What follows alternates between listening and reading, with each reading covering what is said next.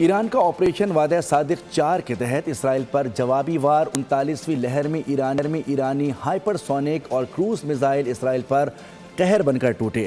پاسداران انقلاب نے تل ابیب میں اسرائیلی فوجی انٹیلیجنس مرکز، گرین پائن ریڈار سسٹم، بن گوریان ایئرپورٹ پر حملے کر دیے۔ اسرائیلی وزارت صحت نے ایرانی حملوں میں 24 گھنٹے کے دوران 33 افراد کے زخمی ہونے کی تصدیق کر دی ہے۔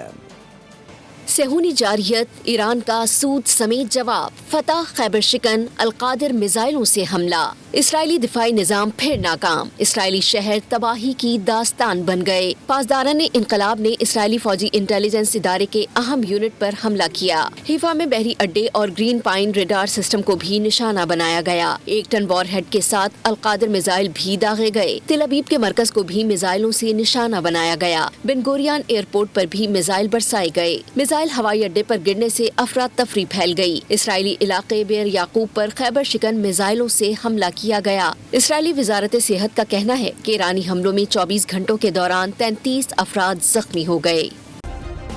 سبسکرائب کریں اور بیل دبائیں تاکہ کوئی خبر رہ نہ جائے۔